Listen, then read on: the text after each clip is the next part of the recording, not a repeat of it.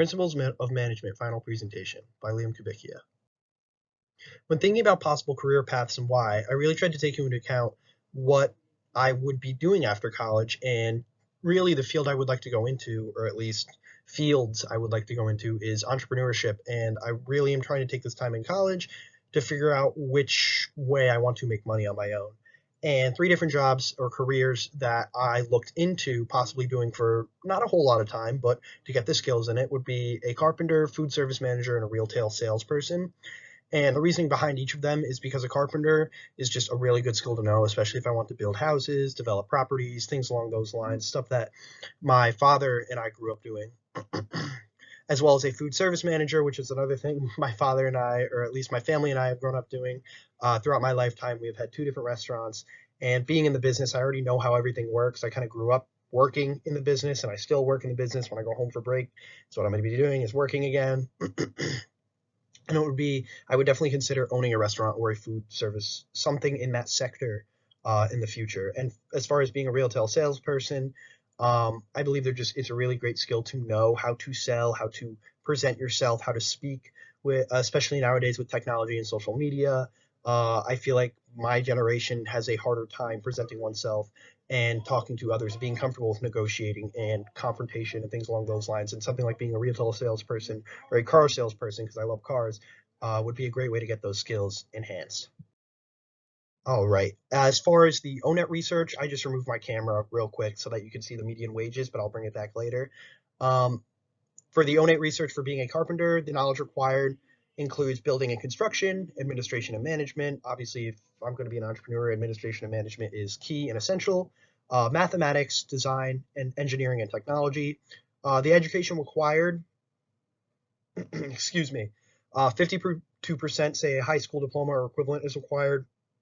21% say some college or no degree is required, and 18% or less say then the less than a high school diploma is required. And the medium wages are about $23.20 hourly and about $48,260 annually. And the ONET research for being a food service manager, the knowledge required is customer and personal service, knowledge in administration and management, knowledge in the English language, of course, personal and human resources, and knowledge in education and training. And the education required is 55% high school diploma or equivalent required, 18% some college or no degree, and 15% less than a high school diploma required. And the median wages are similar, but definitely more than being a carpenter at $28.58 an hourly and $59,440 annually. We have some of the ONET research for being a retail salesperson. Some of the knowledge required include sales and marketing, customer and personal service, the English language, of course, administration, and mathematics. The education required is about 63% high school diploma or the equivalent is required for the job, 19% less than a high school diploma is required, and 10% require an associate's degree. And the median wages are the lowest out of the three and is about 14 hourly and $29,000, around $29,000 annually. Who did I interview for this project? I interviewed Elio Cavicchia, my father, who is the current owner of 58 Reading Road LLC, which is doing business under the Black Cat Grill, which is our family's restaurant. He's in the food service industry, and the restaurant consists of a actual dining room, a restaurant, and a full-size bar. His educational background is a high school diploma, as well as an MBA from Jacksonville State University. Now, for most of his professional life, he has been self-employed, doing things like building houses, property management, landscaping, developing land, so buying an empty plot of land and developing it into either complexes, houses, apartments, whatever it may be, and being a restaurant owner. However, he also did work for companies such as Union Pacific Railroad. Right out of high school, he took a gap year and went all across the country testing railroad with sonar, where he was a railroad tester and working with family businesses like with my grandfather, where they did a lot of landscaping and things along those lines.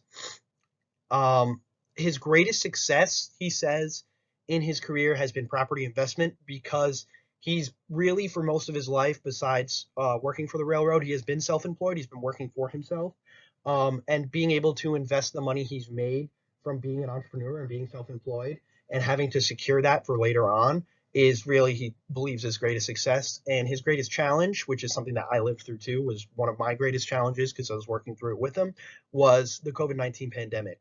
And some of the lessons he learned throughout this pandemic, which he said was worse than the 2008 market crash for him, or at least for the restaurant business and um, for his sector. And the lessons he learned is patience, perseverance, faith in God, and the faith in his ability to see it through, because he has been owning restaurants and been in the restaurant business since 1993. And that's not even to mention him working with other people. He's been on his own in the restaurant business since 1993. And by having all this experience, as of right now, he really does not hire anyone to be a treasurer, order food, do payroll, schedule the employees' hours, property management. We don't really use landscapers. I am the landscaper, him and I. And as far as doing customer relations, talking to people, taxes, money management, he does it all. And that is something that I really look up to, and was something that, I was not really surprised by because I grew up with it, but it's surprised to find out that other restaurant owners and business owners don't do that. And being well versed in every single aspect of the business, I think, is an amazing thing and something that I really aspire to do. I want to be as well rounded as him. The work do I want to do? I would like to work for myself and be an entrepreneur. I definitely could see myself running a restaurant, but I could also see myself building houses, doing something along that line, working with my hands. As over the summer, I was doing a lot of blue collar stuff, working on my car. I like being hands on with a lot of things.